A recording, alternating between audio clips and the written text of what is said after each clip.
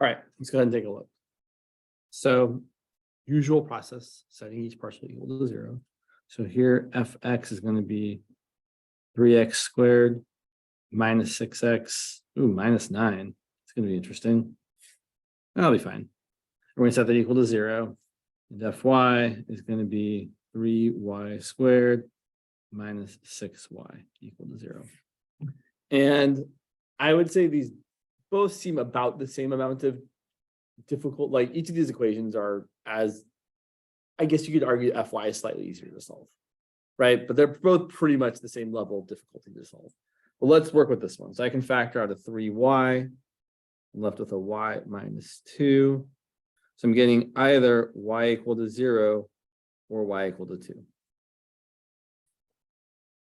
Over here, if I factor out a 3, I'm left with x squared minus 2x minus 3 equal to 0. And then that factors as x minus 3 times x plus something, 1. Thank you. So I'm getting x equal to 3 or x equal to negative 1. So how many critical points do we have? I would disagree. We have 4. So here are all my critical points.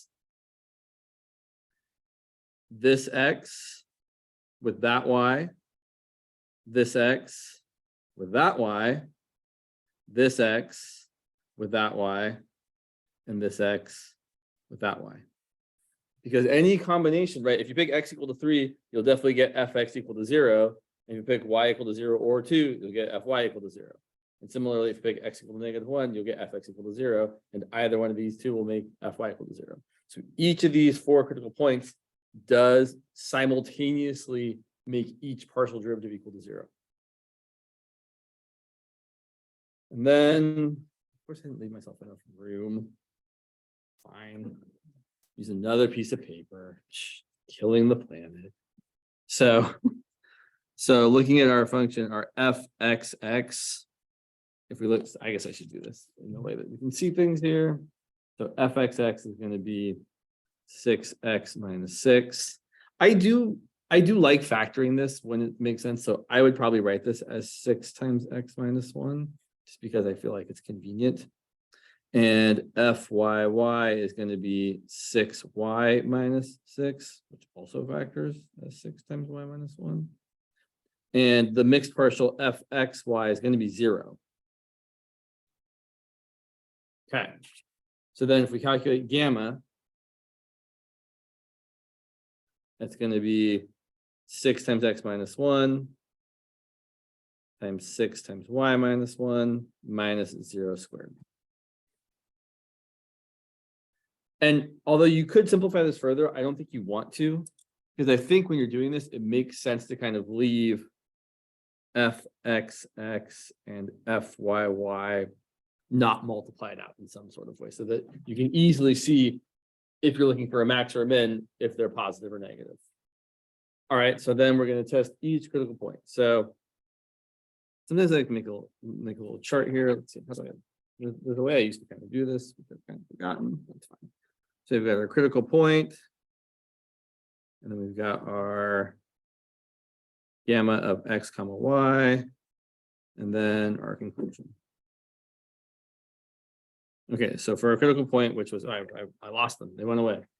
So let's look. So our first critical point was 3, 0. So I plug in 3 for x and 0 for y, I'm going to get 6 times 2 times 6 times negative 1 minus 0, which I'm not even going to write down.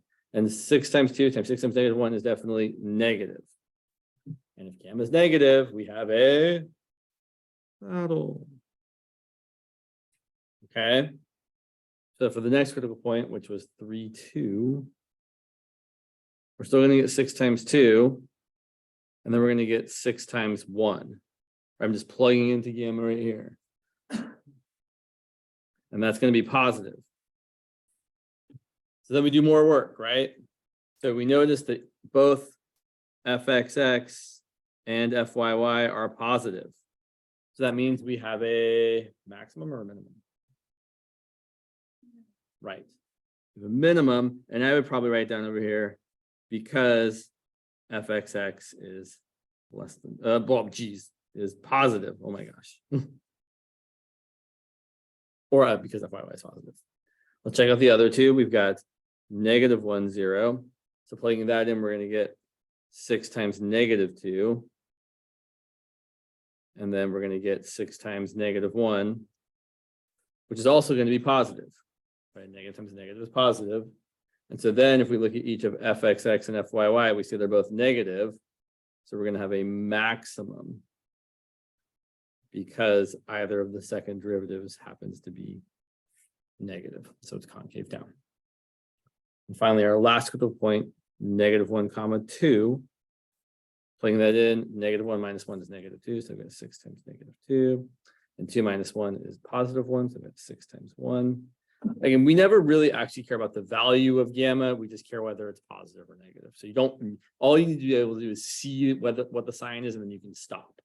Now, if you're subtracting something off over here, sometimes you actually have to calculate this first part so that you can tell which part's bigger or smaller. But if this part is 0, it's really just what do we got? So that's going to be negative, which means we have a saddle. So if we had something like this on exam, could we do a table like that? Totally. Yeah, I think so. I would say, no, I don't know. I would venture to guess that most critical point problems you find on an exam, usually you only have 1 or 2 critical points. Typically, that's not to say you couldn't have more than that. Usually they're trying to, they're not really trying to test. Well, I don't know. I mean, I can see it going either way, but usually I would say we're less likely to see quite so many critical points. Let's look at one more example like this, and then we will look at something else. Let's see, I grabbed that one. Yeah. So let's look at this function here. I keep trying to number things. Let me try and number things. Maybe one of these days I'll do a good job of this.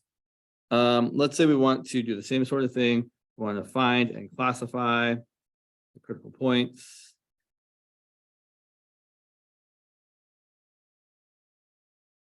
Of the function, we have f of x comma y equal to 6x squared plus 6y squared minus 3x squared y minus y cubed. And so, I mean, the process is very much the same thing every time. The only thing that really changes is how easy or difficult it is to actually find the critical points. So let's take some partial derivatives and see what happens.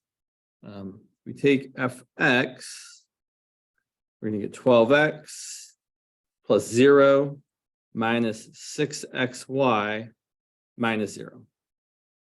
And we're going to set that equal to 0. And then I'll try and give myself more room here. And fy is going to be 12y minus 3x squared minus 3y squared equal to 0. It happens to me all the time. So looking at these two equations, which one would you guess is going to be easier to deal with first, fx or fy?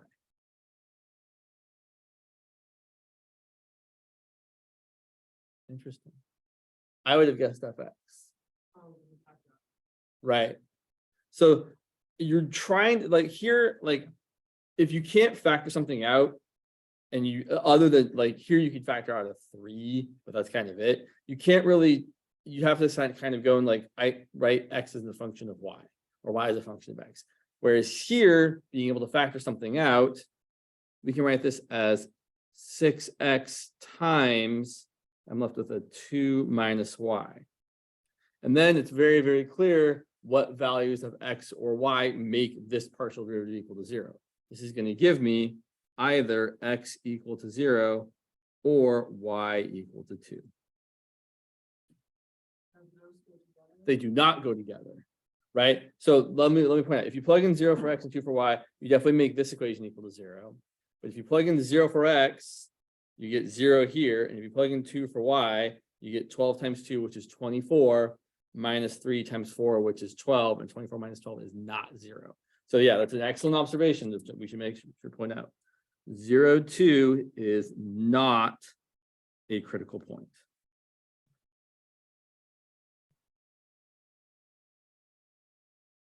I should also mention it's it's totally possible that it could end up being because of a coincidence that the other equation happens to work out, but it's not by just saying each of these things go to make a critical point. Just like in the previous problem, right? When we saw, now it's a little more obvious in the previous problem. In this first problem here, it's really obvious that the point where x is 3 and x is -1 isn't a critical point because it's not giving you an xy coordinates. Okay, so then we take the things from the simpler ones and then we just plug those into this other equation. So if I let x equal 0, I'm going to get fy equal to 12y minus 0 minus 3y squared. And if we set that equal to 0, that's pretty easy to solve. I can factor out a 3y. I'm left with a 4 minus y equal to 0. So when x is 0, I either get y equal to 0 or y equal to 4. That actually gives me two critical points. That gives me both x equal to 0 and y equal to 0, and x equal to 0, y equal to 4. And then we also have to plug in the other possible value that makes fx equal to 0, which is y being equal to 2. So then we look at y equal to 2 and see what that yields. So plug in y equals 2 here, what do I get? Let's see, I get 12 times 2 minus 3x squared minus 3 times 2 squared equal to 0. So solving this, let's see, I have 24 minus 12, which is just 12 minus 3x squared equal to 0. And you can kind of solve this whatever way you want. I would probably say 12 equals 3x squared, x squared equals 4, x is plus or minus 2. So we get two critical points here as well. We get x equal to 2, y equal to 2, and x equal to -2, y equal to 2. I thought there was something I was going to say here. Oh, I should point out sometimes it'll happen, although we haven't seen an example of this yet, where like you have y equal to something here and you plug it into the other equation has no solution. Like maybe you get x squared equal to -4. So just be aware that sometimes even something making this derivative equal to 0, you can't find a corresponding other coordinate that makes the other derivative equal to 0. It does happen. All right, same deal. Let's find gamma. So gamma of x comma y. So let's see, so my fxx is going to be 12 minus 6y. Notice I'm not just writing out my second parcels just because I don't have room, really. My fyy is going to be 12 minus 6y. Interesting. And my fxy is going to be -6x, right? Right. If I plug that in here, just double check. Yeah, if I do fyx, I get -6x. It's a good check. So there's my gamma. Looks kind of gross. Let's plug things into our little table here. Critical point, gamma, and then our conclusion. And we've got our points, which are 0, 0, 0, 4, 2, 2, and -2, 2. All right, plugging in 0, 0 is easy. I get 12 times 12 minus 0, which is 144, which is positive. I don't even care it's 144. I just care it's positive. So if it's positive, that means it's either a max or a min. And since my second derivatives are both positive, that means we're going to have a minimum. So we have a minimum because fxx is positive. Or because fyy is positive. You can say either thing. You do not have to say both, though. All right, let's plug in 0, 4 and see what happens. So if I plug in 0 for x and 4 for y, if I'm plugging in 4 for y, let's look what happens. You get 12 minus 24 times 12 minus 24. So that's going to be a -12 times a -12. And plugging in 0 for x is still going to give me the same result. So here I'm still getting 144. But now, since each of my second derivatives was negative, we're going to have a maximum because we are concave down.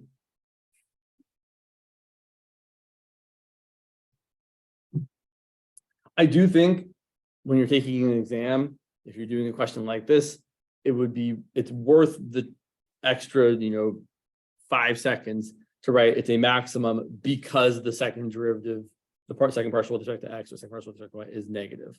I think it is definitely worth writing that on your exam if you have that kind of question, which I have to imagine you will.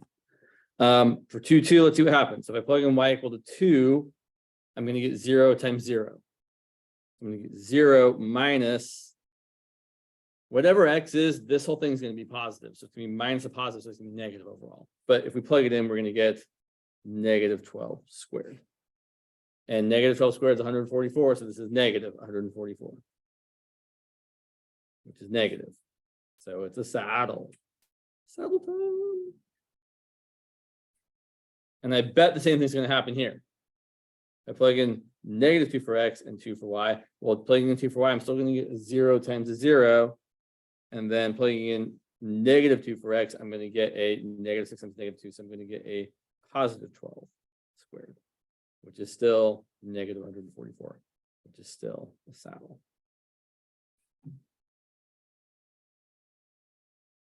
So it's, I think it's fun. I always find it kind of interesting.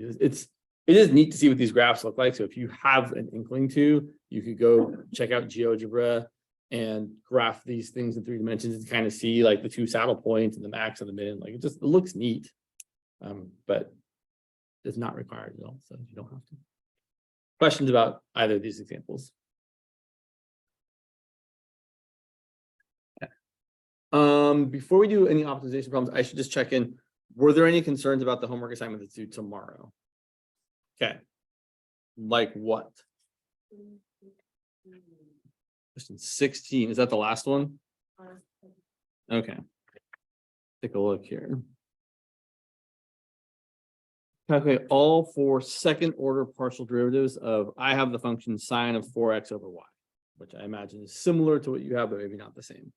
So if I was going to calculate all second partial derivatives of this function,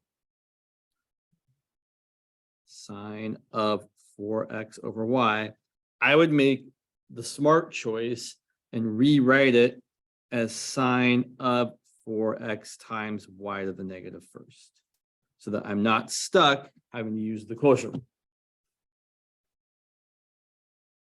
And then we're going to find all of our first partials. So fx is going to be, so the derivative sine of some stuff is cosine of the stuff. And then what do we have to multiply by? Which is going to be 4 times y to the negative first. Which I might choose to write as, I don't know if it's going to be good or not. I might choose to write this as 4 cosine of 4x times y to the negative first, all over y. I might find it more appealing to use the quotient when I find the second derivative. I might not. It really kind of depends.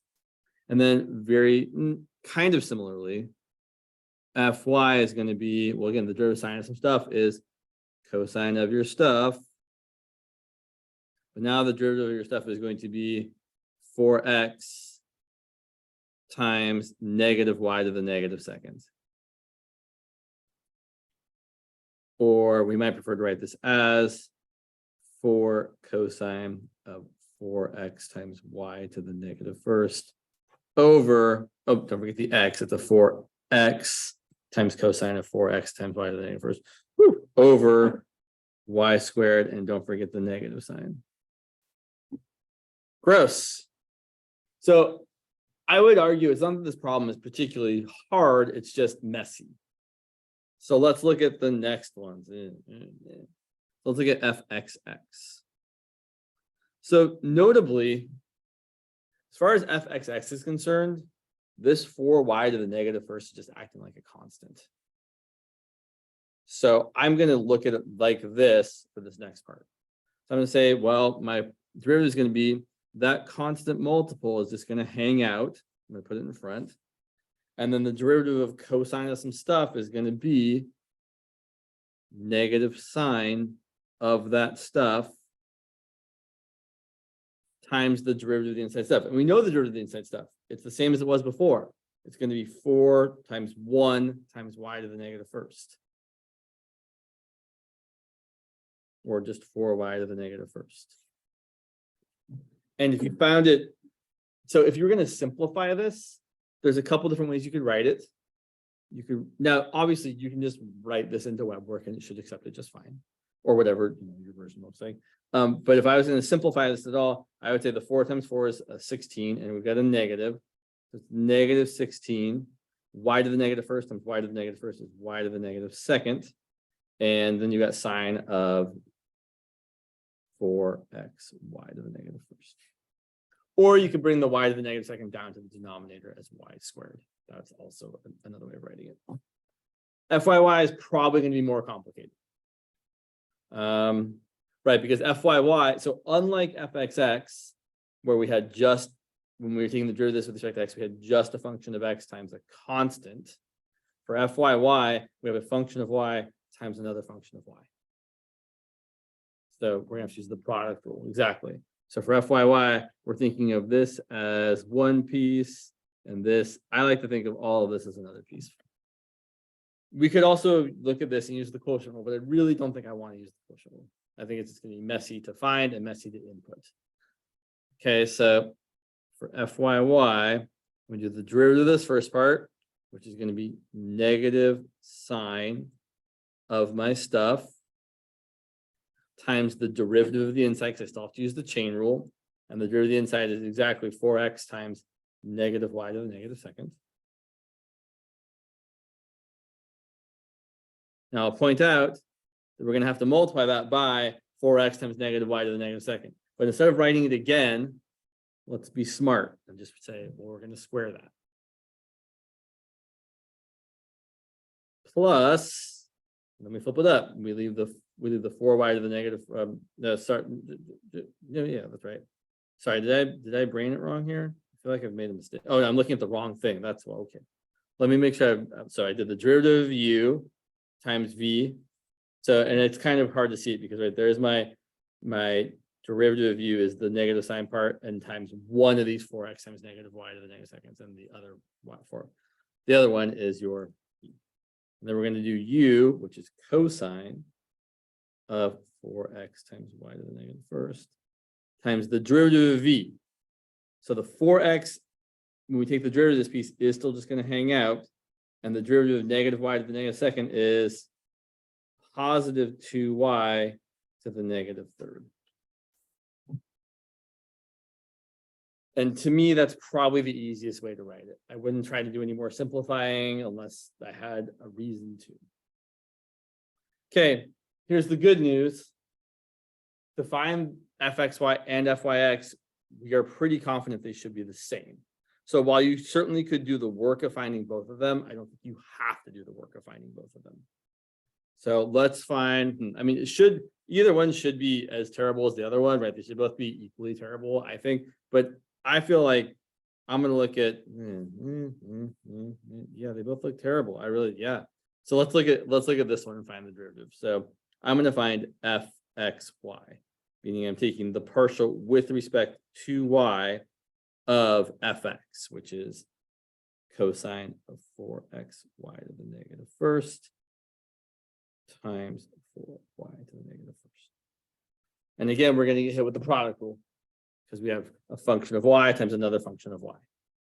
So derivative of cosine of some stuff is negative sine of the stuff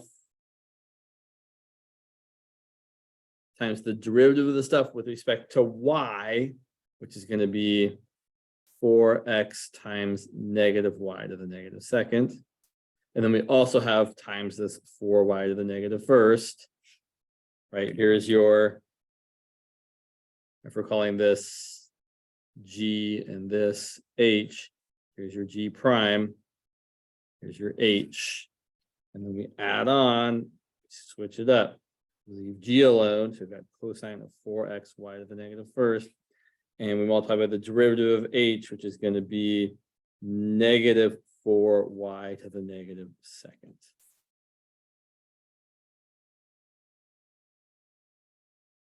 So again, I would kind of classify this as, not that it's not hard to do, but it's really about all the bookkeeping, right? We are making sure that we just are keeping track of everything very nice and neat. And then typing it all into WebWork, which is kind of a pain, but right. Yeah, that's kind of, I wouldn't bother trying to simplify this really at all. You might do one thing and say the negative times the negative there is a positive. And you might pull the negative out in front here to say it's minus, but other than that, I don't think it's really in our interest to simplify this at all. I would not personally spend the time finding FYX because I'm confident it's going to be the same. You could do it to check. It's probably not.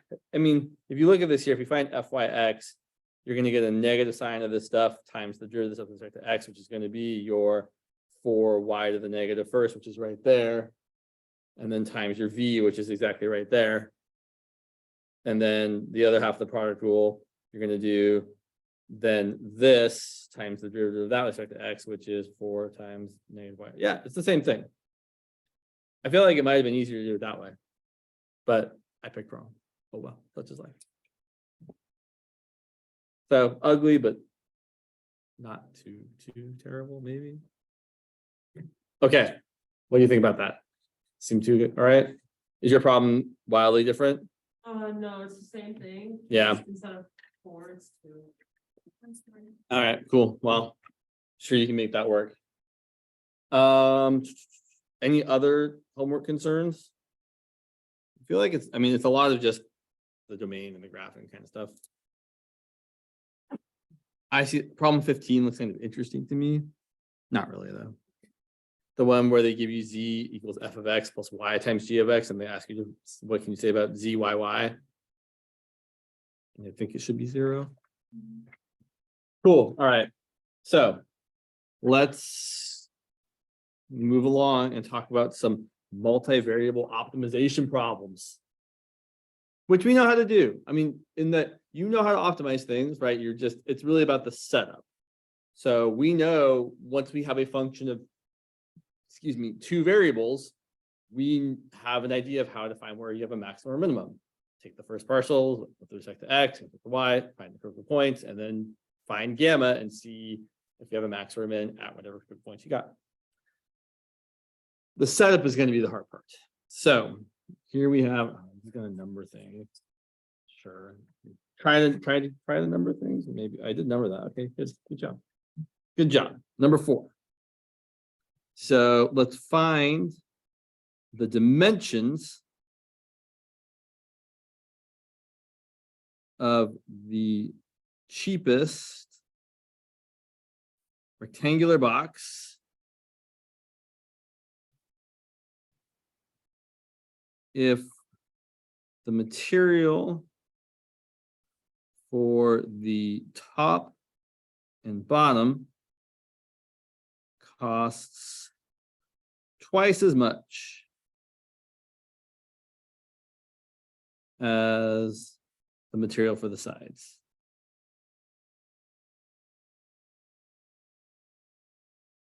And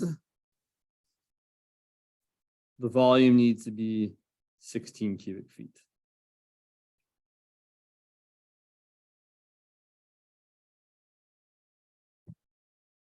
So mildly annoyingly, they haven't actually told us how much the top and the bottom cost, but we can deal with that. It's not a problem.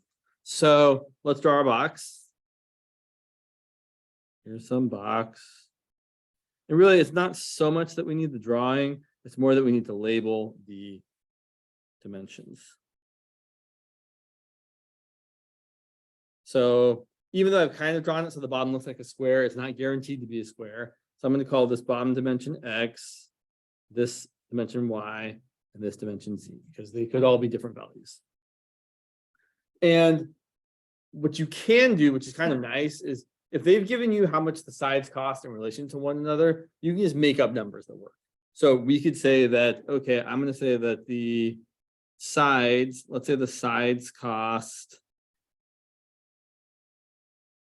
$1 per square foot. And then the top would have to be, or the top and bottom, would cost $2 per square foot. But you can make up any numbers you want. Or you could say that this one is like C dollars per square foot and this one is $2C, but that's annoying. No one wants to do that. So we've drawn the setup, we labeled our thing, but we haven't actually said, what are we trying to minimize or maximize here? The cost. We want to minimize the cost. We want to minimize the cost. And the cost, well, we're going to take the area of each side and multiply it by how much it costs per square foot. So the top and bottom cost $2 per square foot. And we can see that the area of the bottom is X times Y and the area of the top is X times Y. So the cost for the top and bottom is going to be the area for the top and the bottom, which is 2 times X times Y, times the cost, which is $2 per square foot. So what we're going to get here is 4XY. We can put a little dollar sign, but when we actually do the stuff, we're not going to write like the dollar sign. For the sides, well, we can say the front and back have area of X times Z. So the total area is X times Z plus another X times Z. So 2X times Z. And the front and back, since those are some of the sides, those cost $1 per square foot. So that's just going to be 2XZ. Sorry, my 2 looks kind of like a Z there. And then the same kind of thing is going to be true for the left and right. At the left and right, the area is Y times Z and Y times Z. So it's 2 times Y times Z. And those also cost $1 per square foot. So we're going to get 2YZ. So putting that all together, our cost function is going to equal 4XY plus 2XZ plus 2YZ. And kind of like in 16A, when we did optimization, right? 16A? Neither of us did that class. Neither of you took 16A? Oh, We interesting. We did talk this. Oh, okay, cool. So you may or may not have you seen optimization before? Okay, so let's go back one step. We'll come back to this for sure today. But let me show you kind of an optimization problem in like a different context.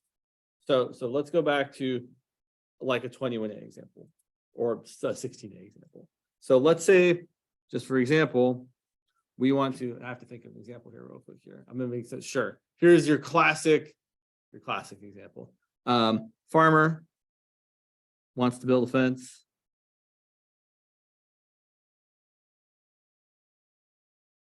To enclose an area next to a barn, I should say a rectangular area next to a barn with as much area as possible.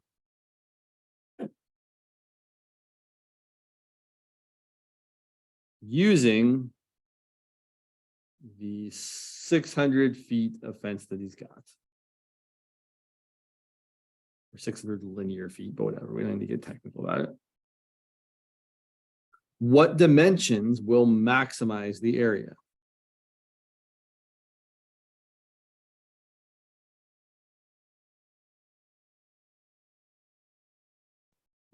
So the point of it being next to the barn is that you don't have to build the fence on the side that the barn's on. So we've got our barn. And then we're building the fence, a rectangular fence, kind of like over here. So there's our fence, and we don't know the dimensions of it. We know that I'm going to call these sides X and X, since they're both the same length. We call this side Y. And so in this particular problem, we are trying to maximize the area.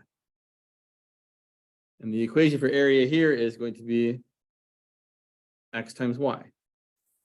And the issue in Calc 1, 16A, whatever, is that if you're trying to maximize a function, you want it to be a function of one variable.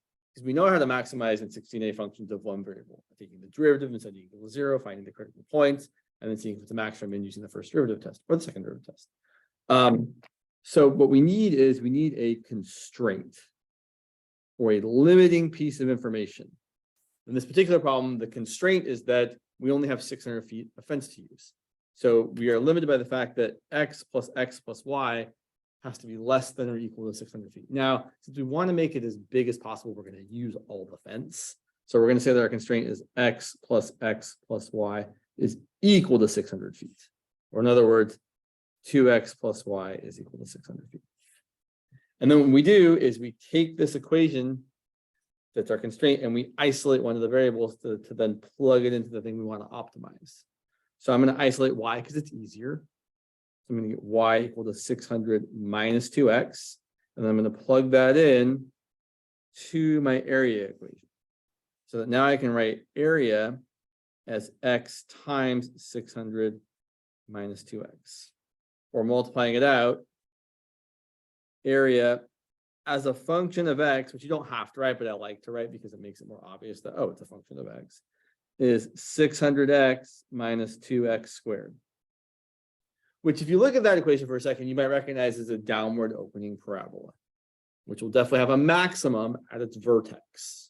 We can find that though by taking the derivative, which is 600 minus 4x, and setting it equal to 0. If we do this, we're going to end up getting x equal to 150. 600 divided by 4 is 150. And doing the smart thing, if we take the second derivative, we can use the second derivative test, that's going to be -4. And since the second derivative is negative, always any critical point is going to give us a maximum. So x equals 150 gives us a maximum area. Couple things. Thing one, we haven't finished answering the question because they asked us for the dimensions. So if we know what x equals, we have an equation for y equals in terms of x. So we should plug this in there and say, oh, y is going to equal 600 minus 2 times 150, which ends up being 600 minus 300, which is 300. And I guess I could throw some dimensions on there as well. 150 feet, 300 feet. The other thing, which I'll just say is more of a broad statement, is typically we don't usually have to actually check that it's a maximum or a minimum because no one's asking you to find a maximum when there isn't one. Usually no one is dickish enough to ask a question where there isn't an answer. So no one's gonna be like, oh, find the maximum of this, and there isn't one secretly. Like that's just not the way it usually goes. So usually you can get away with not checking, but it's still often a good idea to check. In the context we're going to be in, it's kind of more, it's more required that we do check because we don't really know. Although I would say, right, so back to this other problem, find the dimensions of the cheapest rectangular box. We are expecting to get a value that's minimizing the cost. Or I should say, we're supposed to get dimensions X, Y, and Z that minimize the cost. We'll see if that actually happens. All right, so we have our cost. We're trying to minimize this. And what I was about to say before I got sidetracked by myself was that just like in 16a, when we had a function of 2 variables and we want it to be a function of 1 variable because we know how to optimize that, here we have a function of 1, 2, 3 variables. And we would like to get rid of one of those variables because we know how to deal with functions of 2 variables. And so in the same sort of way, we need a constraint. Here our constraint is that the volume needs to be 16 cubic feet. So the volume, let's say the constraint, is that the volume needs to be, well, the volume is x times y times z, and it needs to equal 16. Something worth noting. The thing you're trying to optimize will never be equal to a number. Because if you knew what it was equal to, you'd be done. That would be the value. The thing that's your constraint is typically equal to a number, or sometimes they're like, it's a constant, it's C or something, but still your constraint has to be equal to some actual number, or maybe some pretend actual number like C or K or whatever, because people like to do things like that. But the point is, we can take this equation, solve for one of these variables, and then plug it into the constraint, to the thing we're trying to minimize, which is the cost, right cost here. So it's clear that that's not the constraint. And then we can try to maximize that or minimize that in the way that we are used to. So I don't really care. Well, I'm going to make the natural choice here, which is that I'm used to working with functions of X and Y. So I'm going to solve this for Z and then get Z equal to 16 over XY. It is perfectly fine to do it in terms of a different variable if that's easier to do. But here, this function, right, solving for any one of these is pretty much the same, whichever one you choose. And plugging in here is going to be pretty much the same. So we're going to plug that in.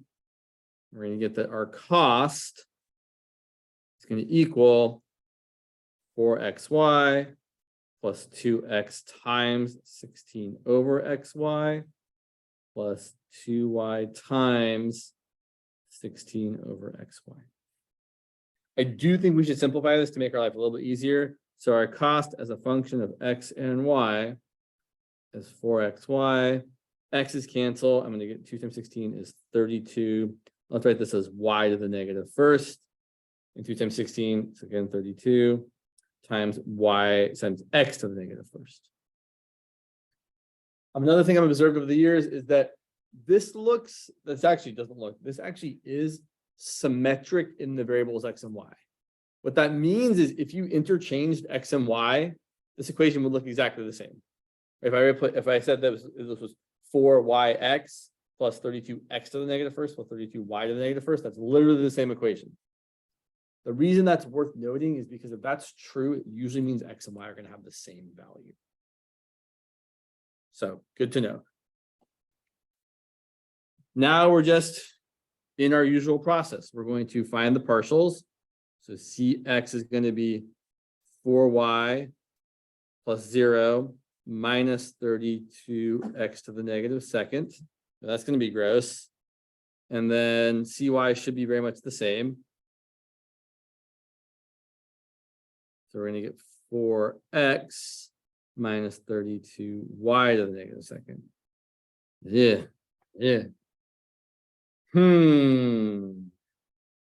How do I want to approach this? So this is where what I've kind of tried to avoid so far, because it does get kind of weird, but we can deal with this. It's just not very nice.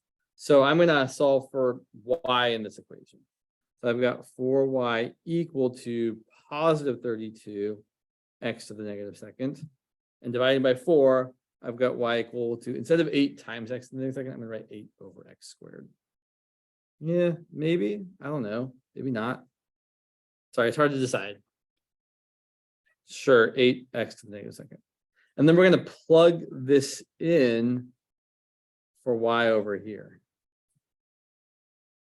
What time is it? Okay, we got time.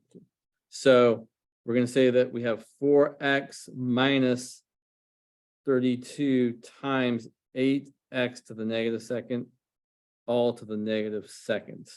Yeesh. Not quite as bad as it looks. So we've got 4x minus 32. What is 8 to the negative second? Right. So let's put that 64 in the denominator. And what's x to the negative second to the negative second? Right. Okay, so here's what we've got. We've got 4x minus 1/2 x to the 4th equal to 0. And then what we're going to do is we're going to factor.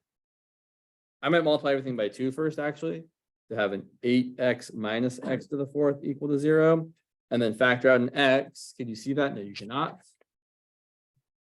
So if I factor out an x, I've got 8 minus x cubed equal to 0. And I either get x equal to 0, which probably isn't what I'm looking for, because I don't want one of my dimensions to be 0. That doesn't really give you a volume of 16. Or I get x equal to what? Right.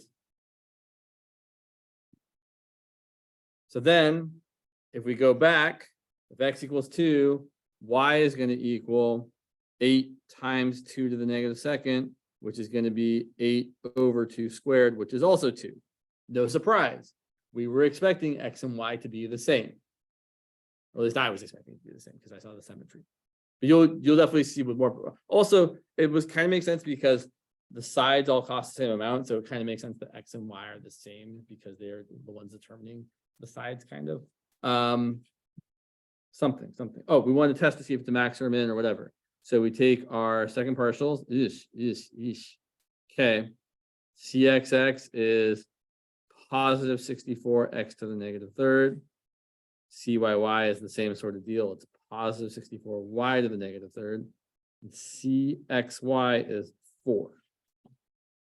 So if I find my gamma, which is going to be 64 over x cubed times 64 over y cubed minus 4 squared, and I plug in 2 for x and 2 for y, I'm going to get 64 over 8 times 64 over 8 minus 4 squared, which is definitely going to be positive, which means we either have a maximum or a minimum. But since my second derivatives were both positive, we have a minimum because each of fxx and fyy were positive. Now, I don't really think you have to check this, but it's good to know that it works. And we're almost done, except we were asked to find all 3 dimensions. We found x, we found y, we still need to find z. So if we go back to our other page here for a second, we see that z is equal to 16 divided by xy. So we're going to get x equal to 2, y equal to 2. I guess I could say 2 feet, 2 feet. And z is going to be 16 divided by 2 times 2, which is 4 feet. All right, which kind of makes sense again if you think about it, because the top and the bottom were the more costlier things determined just by x and y, whereas the sides were less costly. And so it makes sense that you kind of use more of that dimension if it doesn't cost as much. So that is an example of an optimization problem. We'll talk more about them on Friday. But they kind of, well, they kind of always work like that. Except they don't, because then you're going to talk about Lagrange as well. And Lagrange. So there's kind of 2 ways of solving things like this. You can either do it by solving for z as a function of the other 2 variables and then plugging it in and doing the derivative and stuff. Or you can do this other thing called Lagrange multipliers, which is a different method, which also works. It's kind of neat, but it's kind of weird. All right. See you all on Friday.